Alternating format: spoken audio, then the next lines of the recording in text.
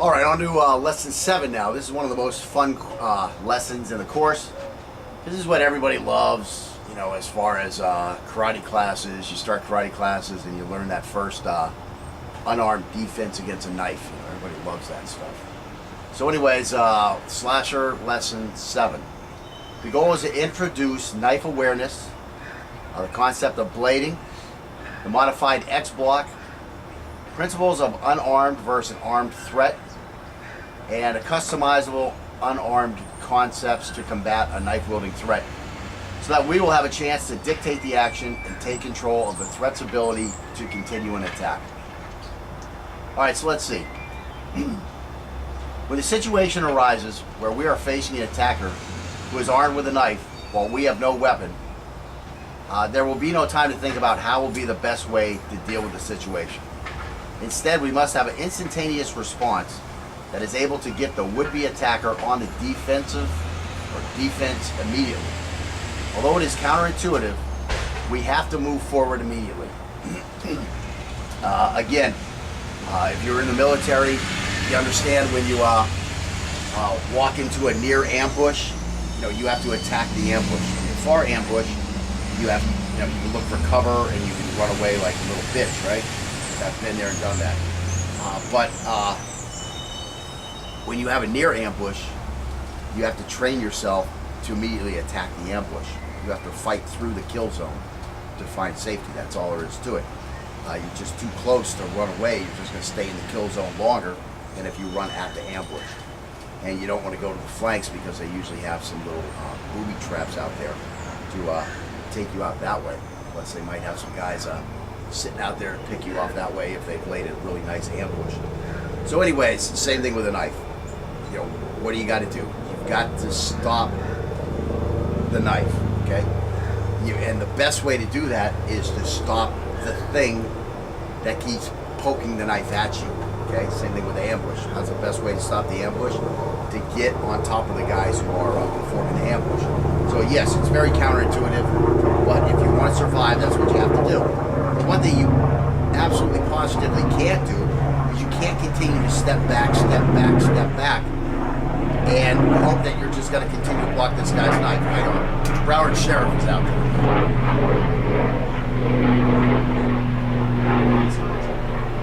He's going somewhere. He's way up high. He's not looking for nobody in this neighborhood today. All right. Okay, so again, because moving forward is not a natural response, we first have to learn and practice the tools that will allow us to do this. Just like your individual action drills, if you're in the military, we have to start with some of these. And again, just starting with some basics. Now, the most important thing is knife awareness. So here we are, we're in the gas station, and here comes some humming and bumming MFer trying to get some money for a drink of water, some money for a car, for gasoline, some money for the bus. Maybe he's an honest guy and he says, I need to get me a Colt 45. So he's coming up and now he's in our face. Okay? Maybe he's looking for a ride. Maybe you're at a parking lot and he's looking for a ride. Maybe could be anything. You know what they do, right? So they come up to you and they start asking you a question. While they're asking you that question, they're either legitimate, looking for an answer for that question, or they're using that as a probing attack to find out what's going on with you. What are you up to? Okay? So again, the first thing we have to do is we have to say, does this guy have a weapon? You know, we're looking at this guy, we're looking at how he stands, we're looking at how he's addressing us, and you got to be sizing this guy up when he comes up to you. If you're not, well, you're the guy he was looking for. Okay? So you got to size this guy up immediately. What I like to do is I start off with a question to them. As soon as I see the guy coming up to me, I ask him for $5. I just turn the tables. Yo, man, you got $5? I got 8 kids. My car doesn't have aircon. I need some money for gas, man. And they walk away. That ends it just like that. Of course, I do have my hand on my knife. I am bladed. You know, I'm ready to go with this guy, right? So that's what you have to do. But of course, so we're going to see if he has a knife. So we need knife awareness. The first tool is our ability to interpret the threat's intentions. That's what I was just talking about, before he has a chance to act on them. Anytime a potential threat's hand or hands are hidden from our view, we must assume that he is hiding a weapon. So again, this guy comes walking up to you to ask you for $1, and he's got his hand behind his back. What the F is going on? What is he doing? Why does he have his hand back here, hidden from your view? This is a guy who you immediately have to assume has bad intentions. Because people don't do that. When they come up, they talk to you, they're more likely to have their hands out in front of you. I mean, if you're asking them, hey man, can you do me a favor? I mean, this is what you're doing when you're like a little beggar. You got to get your hands out here like in the begging mode. If the guy's hands aren't out that, and there's a hand behind his back or a hand in his pocket, you have to immediately assume that this guy has a plan for that hand. That's why he's got it there. So again, by realizing that he may already have a weapon positioned to attack us, we can now start customizing our, when he does X, I will do Y, for this contingency of this hidden hand. You know, a thing that I tell a lot of people is just take that gas nozzle out of the car and point it right at his face. Now as soon as something comes out, you just squirt him with a face full of gas. That's going to thwart this guy's attack. You don't even have to have a knife or a gun on you. Just shoot right in his face, right? He's out of the fight. Now maybe he'll spark something when he brings his knife out, and then he'll be on fire, and then you can start laughing your ass off. So anyways, when we're talking about the contingency, for example, though a kick may be one of our best weapons, we wouldn't want to initiate a knife counter with a kick for reasons that we'll discuss in much more detail later on. So you got to be thinking about something else. What else am I going to do? I mean, I'm a Taekwondo guy. I have great kicks. Well, you don't want to kick this guy if his hand is hidden and you think he's got a knife. Because the last thing you want is that knife to get between your kick and his body, and now all of a sudden you have a cut leg and he's still got a knife in his hand. Now, you know, you've ruined your mobility. Maybe you've fallen on the ground, and now this guy has a knife and he's poking at you with it, you know. It's just not where you want to be. Of course, you're probably going to be a little bitch and start begging for your life and throw him your wallet, which, you know, what other choices do you have at that point, right? You already messed up and lost the fight. It's not the only choice you have, but it's probably the safer one, let's say. Okay, so anyways, in the training triad, awareness is under the mindset umbrella. In reality, awareness is where self-defense starts. Remember, it is not if he attacks, it is when he attacks. Since we are going to be attacked, the question becomes, where is our attacker at? Okay, so just talk about awareness. It's not if you're going to be attacked, it's when you're going to be attacked. If you're a martial arts, that's the way you need to think about it. Not if, because then you're going to look around and you're going to go, oh, I'm not going to be attacked now, so I'm just going to forget about my awareness. No, it has to be when am I going to be attacked? When am I going to be attacked? When am I going to be attacked? That's the way you have to be in the back of your mind. When am I going to be attacked? When is it? Is it now? Is it later? Where is it? So yes, once I start saying when, what did I start saying? It goes to where. Well, where is he? Where is he? When I see him, then I'm going to have a better idea when I'm going to be attacked. So now I have to be looking for where is our attacker at. That's where your awareness comes from. Again, having personally assaulted many people and having been assaulted on numerous occasions, I can assure you that threats usually give clear warning signs that an attack is coming.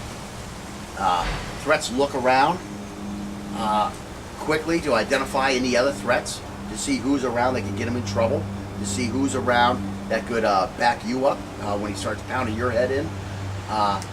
And you know, they're going to look at these before they strike. That's the biggest one. They're also going to tell you, I'm going to punch you in the head, MFer. I mean, I've said that to people lots of times. Get out of here, or I'm gonna beat the F out of you. And then they don't leave, and well, they have forced my hand. That's not my fault. They should have left. Okay, so again, like the attack itself, the knife or weapon should not be a surprise either. Again, it's not if he has a weapon, it should be where is his weapon. Well, his weapon might be his right leg, it might be his left leg, it might be his right hand, it might be, oh wait, his left hand is behind his back. Oh, it's going to probably be his left hand, and he probably has a knife in his hand. That's the way you look at this stuff. This is how you get yourself ready for the attack. These people that get a surprise attack, it's due to their level of awareness is too low. Let's see. So anyways, where is his weapon? Again, once the attack begins, whether he has a weapon or not, The main key is to neutralize the threat while avoiding the weapon. So the guy throws a right hand punch at you. What do you want to do? Well, you want to find a way to neutralize the threat while avoiding the weapon. So you want to get the hell out of the way of the right hand, and you want to stuff some fingers in his eyes. That's going to stop this guy, okay, whether he has a knife or not. Okay, so let's get on with this. So we're neutralizing. Again, the best time to do this is before the assault begins. I remember one time a guy, I was lined up with some guys to have a fight, and I saw a little glint of something from one guy, so I immediately thrashed the guy that's in front of me, and fortunately that was just in time because this guy then now tries to stab me with a knife. So again, it was because I was aware of what might have been going on, saw a little glint of cold steel, thrashed the guy in front of me, actually threw some dirt in his eyes that I had picked up. Again, awareness, man. You see three guys following you somewhere, and you've been having a little verbal back and forth with these guys. You got to figure a fight's going to happen. So, I just bent down and grabbed a little handful of grass and dirt that was loose on the ground. And when we turned around to have a deep conversation with these guys, they were ready for us too. The other guy already had his boot knife pulled out. So anyways, that's stuff you have to be thinking about. Now the guy who was, I wound up lining up on, that's his bad for not seeing me pin down and pick up the grass and the dirt. What was he doing? I guess he just thought he was coming over. I guess he just thought he was following us for like 1,000 yards talking shit so that he could give me a kiss goodnight or some shit. I don't know what was on his mind, but that's not what was on my mind. On my mind was felonious assault. So anyways, let's see. So violent crime is often premeditated and thought through.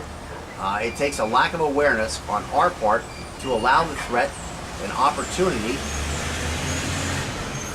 to attack. Only awareness can put us in a position to defend an attack.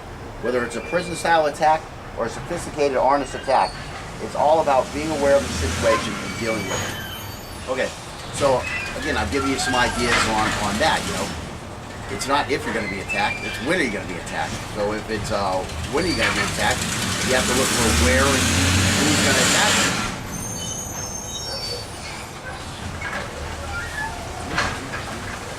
You get it? Makes sense, right? Fucking awareness by far is the first step of self-defense. Why do I never have fucking troubles nowadays? Now they don't fight, and I don't go where I'm not supposed to? Because nobody ever gets a fucking chance,